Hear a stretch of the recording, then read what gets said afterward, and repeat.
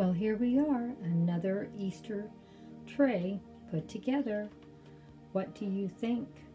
I thought it turned out pretty nice. The only thing new on this is the little Easter plaque that says Happy Easter. Everything else has been used in past post and has no cost except for that. This Easter plaque was $5.99 at Ross's. Thought it was super cute, and we have one little crate from Dollar Tree for $1, so this came to a total of $7, this post. So this wasn't bad. This was a $7 post. Everything else except for the crate and the Easter Bunny plaque I've already had plenty of posts already done on them, and so there was another 99-cent piece from Dollar Tree that I got on the last challenge. So we're working our way through all those pieces I picked up. I really wish I had bought 2 or 3 crates, not just one, because I can use them like this with my home decor to elevate this Happy Easter sign, or something to do with my fairy gardens also. So if I run across them again, I will pick up another 2 or 3 of them probably. I think I can find lots of uses for them. Well, let me know what you think about this post. You know, Grandma, she's trying to show all the things you can do with things you already own, and just by tweaking it a little or buying a few new things, not expensive things, just a few inexpensive things, you can make a new display. This here was $7 because everything else I already owned and had. It was just the Happy Easter plaque and the little crate, and that's it. Well, thank you so much, my awesome friends.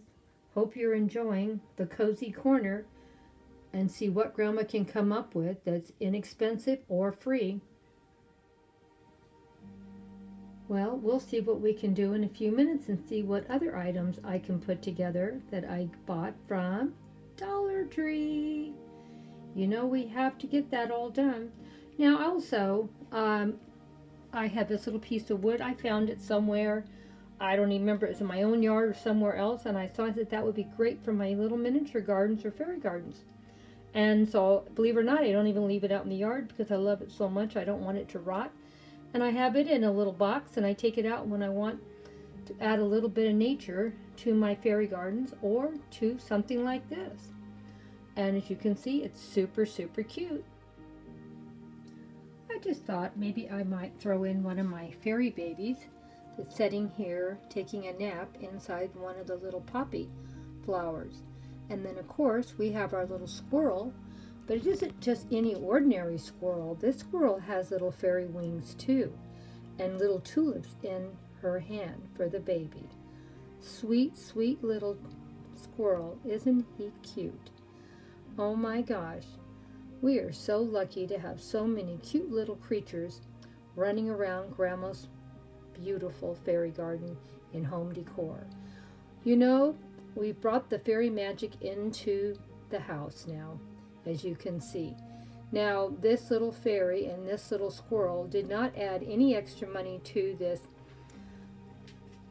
display because I've had both of them for a very long time, and they have already been written off. Well, the little squirrel was a gift, and the little baby was probably from about 3 or 4 years ago. So here we are, another post. Well, not a post, update on a post. You know how Grandma loves to update. And Grandma has all little kinds of things, and she starts thinking and thinking and says, oh, why don't we use that? I have a little empty space. Let's fill it up. Well, hope you're enjoying what we're doing.